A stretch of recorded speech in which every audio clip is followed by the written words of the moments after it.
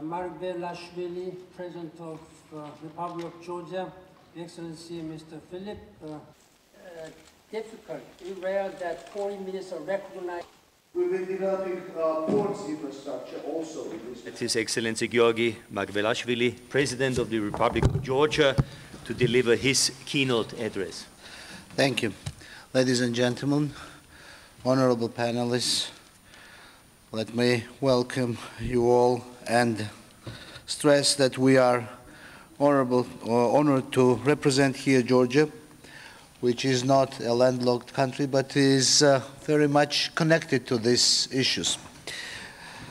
Let me once more stress that we are thankful to the government of Austria for organizing this event, and we support Secretary General Ban Ki-moon in his contribution to the cause of landlocked developing countries. We fully support Secretary General Ban Ki-moon and his position that to overcome existing Millennium Development Goals and keeping strong focus on poverty reduction and linking these issues with the landlocked developing countries' problems.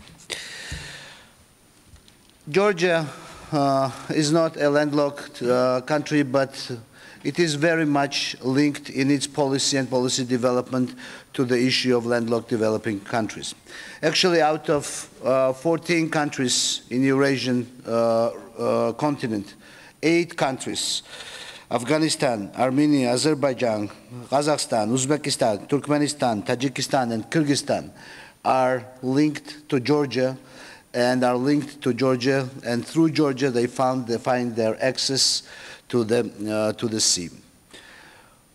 We originally have been very much concerned and concentrated in developing our policy on the issues of landlocked developing countries because it was a strategic direction that Georgia took since its independence to link the resources of Central Asia with the markets of Europe and vice versa.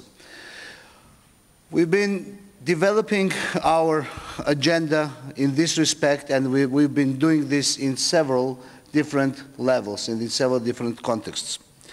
First of all, we've been very active on developing infrastructure that will provide and secure access and transit through Georgian territories. We've been developing roads, highways. We are currently developing a very important railroad system which is linking Azerbaijan to Georgia and through Turkey, and is providing a great opportunities for the Central Asian countries to transit through Georgia.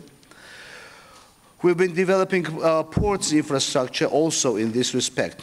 More than that, we've been calling our partners to engage in this process and to participate in this process in the public-private partnership format. And we've been opening the country to these transits and full access of our neighbors on the European and the Asian side.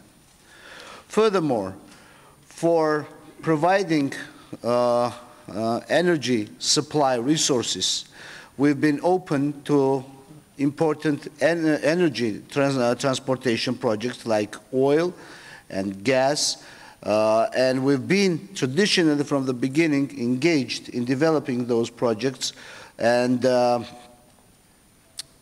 those projects were linking basically Caspian resources with Europe, whether this is oil or gas. Right now we are very active on developing a project between Georgia, Azerbaijan and Turkey, and further linking it to Europe, which is the TANAP project, and it is creating great opportunities for the countries that are linking with each other through Georgia.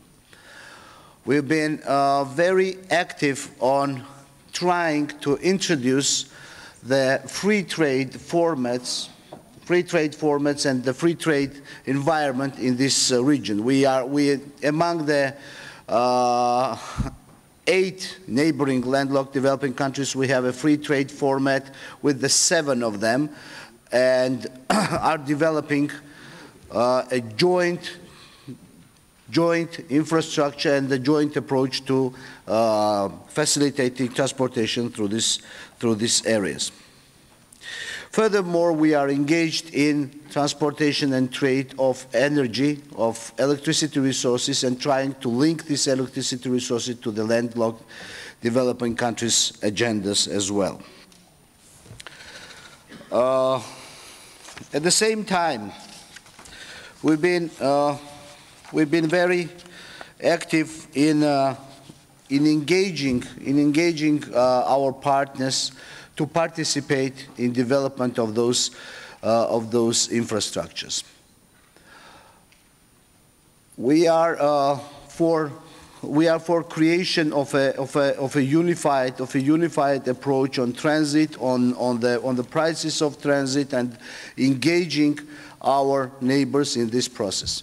So to sort of sum it up, Georgia's agenda as a transit country and country that is basically creating an opportunity and a gateway for 8 countries of this region is for partnering and opening these possibilities for our partners in Asia.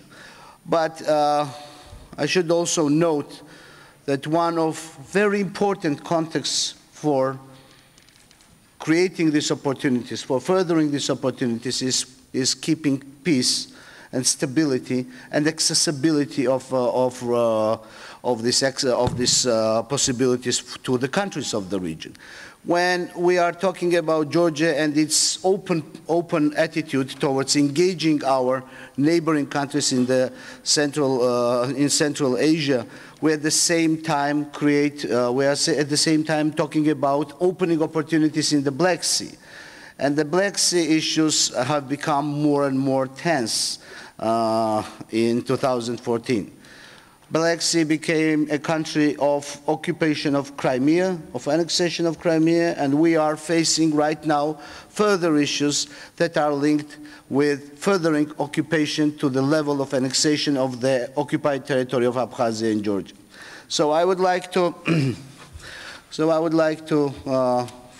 finish my address with a call for everyone to get very actively engaged in not only in opening possibilities, but securing peace, stability, and opportunities for the countries that are engaged through securing peace in these areas, and specifically securing peace and stability in the Black Sea, a country, one of the Black Sea countries is the country that I represent. Thank you.